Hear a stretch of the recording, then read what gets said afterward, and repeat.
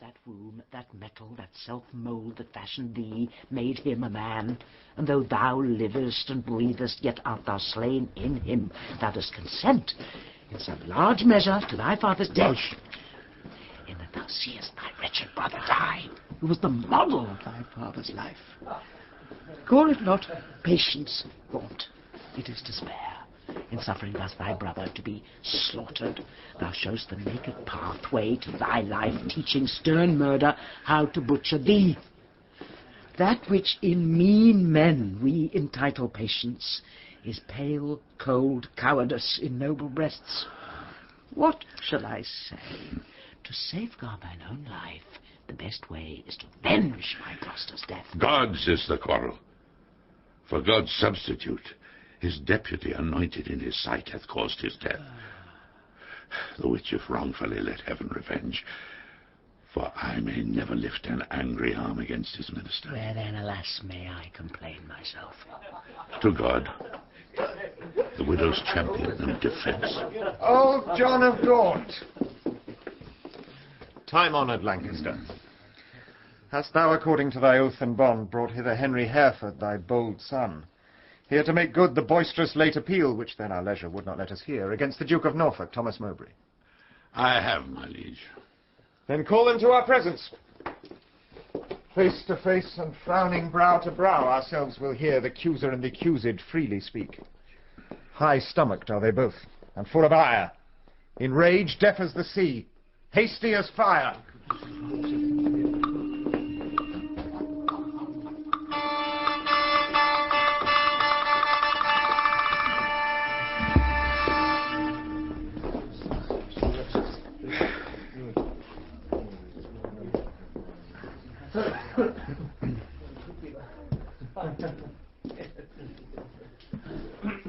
Many years of happy days befall, my gracious sovereign, my most loving liege. Each day still better others' happiness, until the heavens, envying earth's good hap, had an immortal title to your crown. We thank you both. Yet one but flatters us, as well appeareth by the cause you come, namely to appeal each other of high treason. Cousin of Hereford, what dost thou object against the Duke of Norfolk, Thomas Mowbray? First, heaven be the record to my speech. In the devotion of a subject's love, tendering the precious safety of my prince, and free from other misbegotten hate, come I, appellant to this princely presence. Now, Thomas Mowbray, do I turn to thee, and mark my greeting well, for what I speak, my body shall make good upon this earth, or my divine soul answer it in heaven. Thou art a traitor and a miscreant, too good to be so, and too bad to live, since the more fair and crystal is the sky, the uglier seem the clouds that in it fly. Once more, the more to aggravate the note, with a foul traitor's name stuff I thy throat, and wish, so please my sovereign, ere I move, what my tongue speaks my right drawn sword may prove. Let not my cold words here accuse my zeal. 'Tis not the trial of a woman's war, the bitter clamour of two eager tongues can arbitrate this cause betwixt us twain. The blood is hot that must be cooled for this. Yet can I not of such tame patience boast as to be hushed and naught at all to say.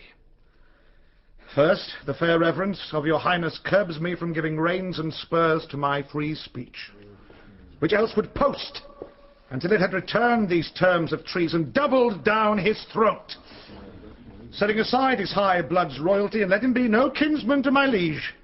I do defy him, and I spit at him, call him a slanderous coward and a villain, which to maintain I would allow him odds, and meet him were I tied to run afoot even to the frozen ridges of the Alps, or any other ground inhabitable wherever English man durst set his foot.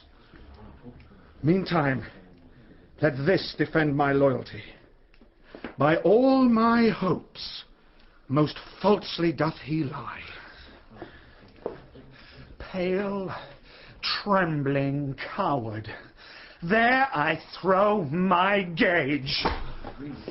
if guilty dread have left thee so much strength as to take up mine honour's pawn, then stoop.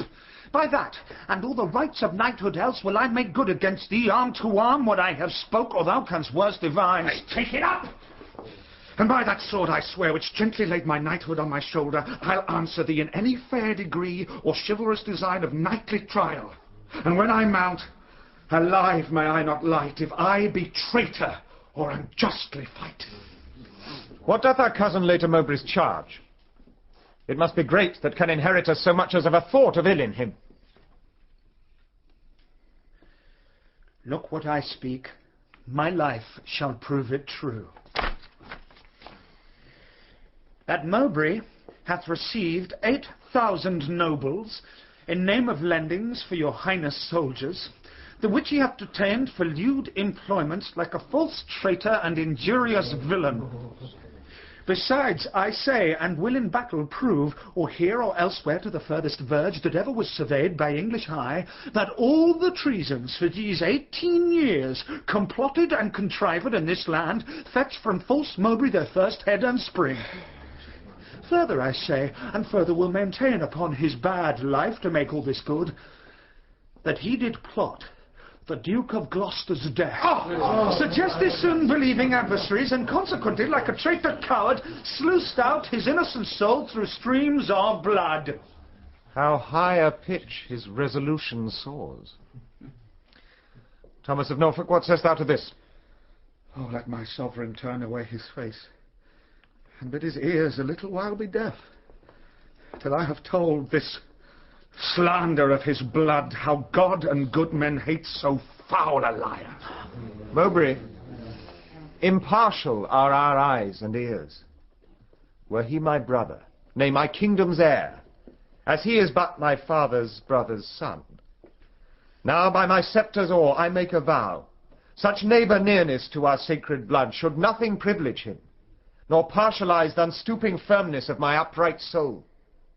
He is our subject, Mowbray. So art thou. Free speech and fearless I to thee allow. Then, Bolingbroke, as low as to thy heart through the false passage of thy throat thou liest. 3 parts of that receipt I had for Calais, dispersed I duly to his highness soldiers. The other part reserved I by consent, for that my sovereign liege was in my debt upon remainder of a dear account since last I went to France to fetch his queen.